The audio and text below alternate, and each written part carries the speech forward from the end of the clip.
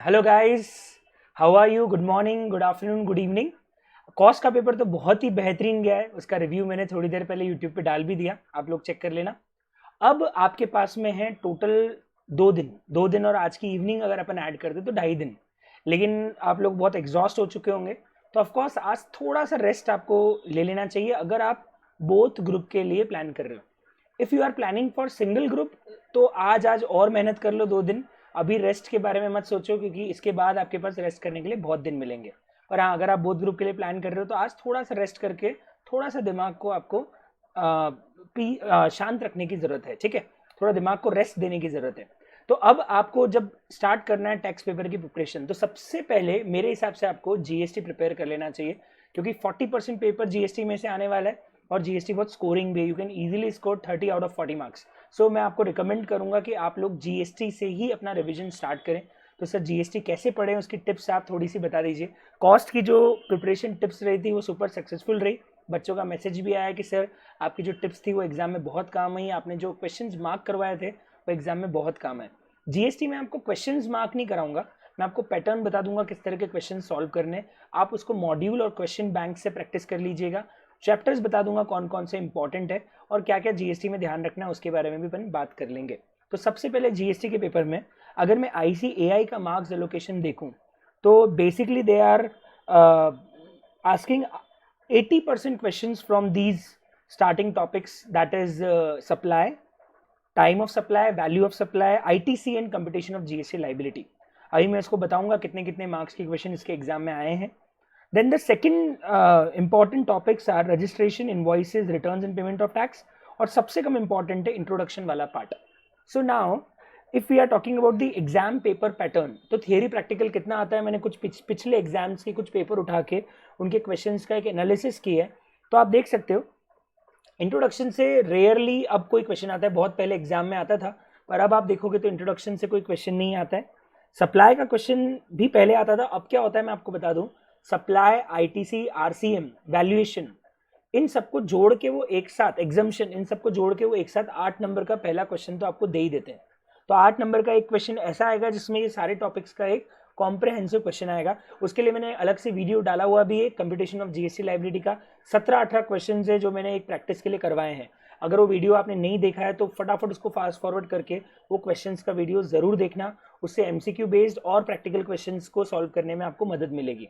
उसके बाद कंपोजिशन, और इससे भी क्वेश्चन एग्जाम में कंटिन्यूसली आ रहे हैं, 5 नंबर, 3 नंबर, कभी 5 नंबर, कभी 6 नंबर। और वैल्यूएशन कंटिन्यूसली आता है, 5-6 नंबर का बार आता है। आईटीसी आता है, वो कंपटीशन ऑफ जीएसटी लाइबिलिटी के साथ पूछ लेते हैं। एग्जामिशन भी बहुत बार फ्रिक्वेंटली एग्जाम में आता है।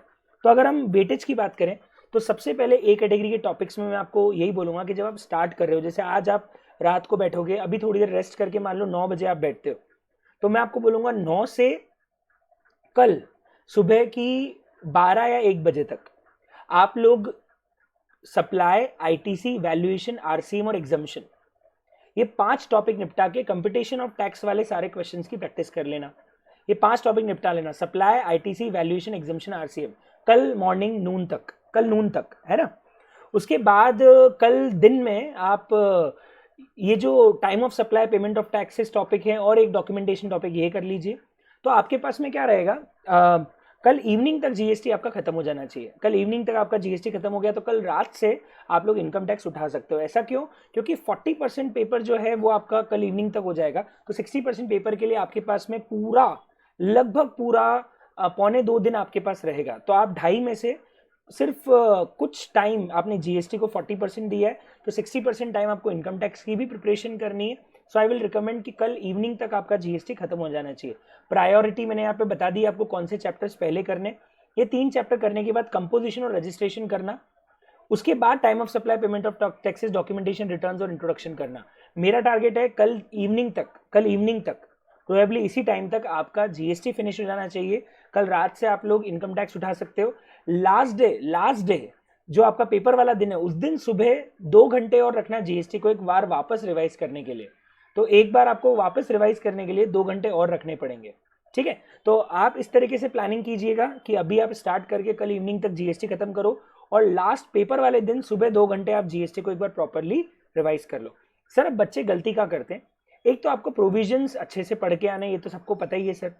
मैंने आपको बताया था टैक्स के पेपर में प्रैक्टिकल क्वेश्चंस में नोट्स लगाना बड़ा इंपॉर्टेंट हो जाता है, तो आप नोट्स प्रॉपर्ली लगा के आइएगा। अगर आपने कोई क्वेश्चन किया है तो उसमें प्रॉपर्ली नीचे नोट्स लगाने आपको पड़ेंगे, वो एक इंपॉर्टेंट है, वो आप देखिएगा।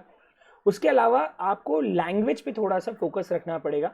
एक्चुअली टैक्सेशन में हमेशा इंस्टीट्यूट आपकी लैंग्वेज भी देखता है।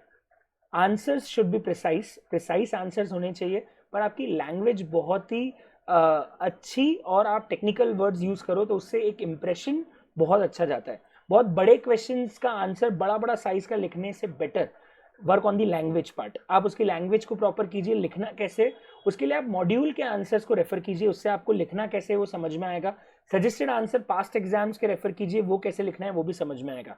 ये भी कर सकते हो कि कल इवनिंग तक अगर आपने जीएसटी निपटा लिया तो आप लास्ट डे जो हमारे सुबह के 2 घंटे हैं उसमें आप पास्ट एग्जाम क्वेश्चन सारे देख लो, कोई कैलकुलेशन समझ लो, या फिर आप साथ साथ में chapter wise past exam questions और कैलकुलेशंस देख सकते हो। ये आपकी चॉइस रहने वाली है। तो हो जाइए स्टार्ट। जिनका सिर्फ एक ग्रुप है उनके लिए तो ये आखिरी पढ़ाव है इस एग्जाम का, और जिनके पास बोथ ग्रुप है उनको अभी सेकंड ग्रुप के लिए भी और मेहनत करनी है। So best of luck to all of you guys. इसी प्रायोरिटी के साथ आप पढ़ना चालू कीजिए। I will be available on WhatsApp. मैं कॉस के पेपर में भी आपको एकदम फ्रीक्वेंटली रिप्लाई करने की कोशिश कर रहा था, जीएसटी के पेपर में भी मैं आपको फ्रीक्वेंटली रिप्लाई करूंगा। So I will be available on WhatsApp. आप मुझसे व्हाट्सएप पे जो भी डाउट्स है वो पूछ सकते हैं। Thank you and best of luck again. अच्छे से पेपर करके आना। Thank you.